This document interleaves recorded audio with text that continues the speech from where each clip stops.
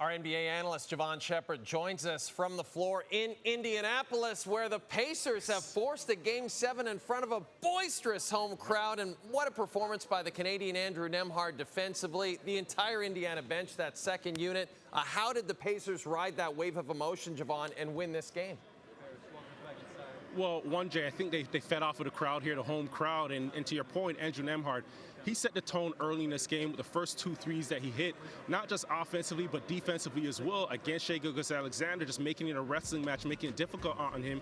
And then you talk about the bench, right? Obi Toppin coming in, playing some big minutes. But then TJ McConnell, he plays with this intensity, he plays with this infectious energy that everybody feeds off of. And I think the guys on this team in Indiana's locker room, they understood one thing, right?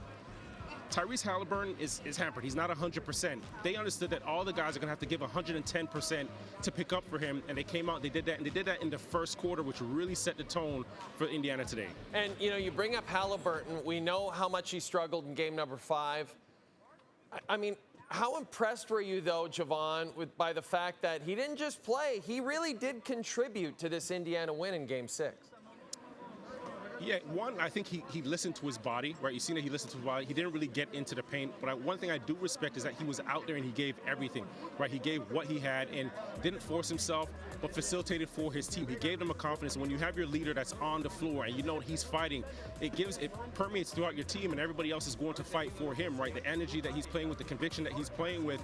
But guys were moving the basketball, they were making shots. He didn't force it. He didn't try and burst or explode to the basket and re-injure, re-aggravate himself.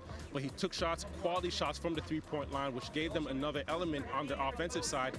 But moving the basketball, he does that extremely well. And the guys contributed, everybody helped, and everybody supported. Came out with a big victory in this Game 6. And, one of the big storylines going into Game 6, Jevohn, was, would the Thunder dominate, win the title, and really solidify themselves as an all-time great team? And really the opposite happened. They got absolutely wallpapered in this game. Psychologically, how do you think that affects them as they head into Sunday's Game 7? Well, they have one game for all the marbles, right? And psychologically, you look at this game, and I think these guys have also shown moments of youth throughout the season. And I can't remember them being as flustered as this game.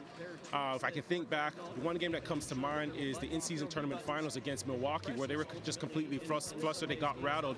And that's what I've seen here tonight, right? They had one chance to get it done, weren't able to execute. They're playing against a team that has a couple more veterans, especially a guy like James Johnson, who came in late in the game, but also Pascal Siakam, who's been a champion before.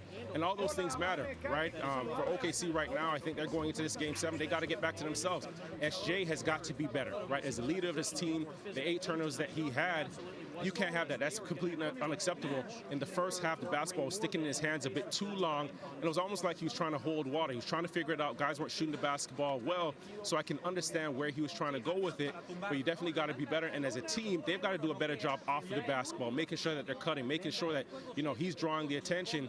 When he has 2 defenders on him, guys got to be ready. Guys got to be ready to catch the basketball. They got to be ready to shoot. They got to cut to the basket and make plays as well, because this is a team game. All right, Game 7, Sunday night. The Thunder will have a chip on their shoulder. They'll also have the home crowd. The Pacers will have the momentum. I'm putting you on the spot, buddy. Who wins Game 7? You got to go with the home crowd. You got to go Oklahoma, baby. All right, buddy. Home crowd. All right, we'll chat with you after that game. Safe travels to Oklahoma City. Thanks, pal. All righty. Ciao.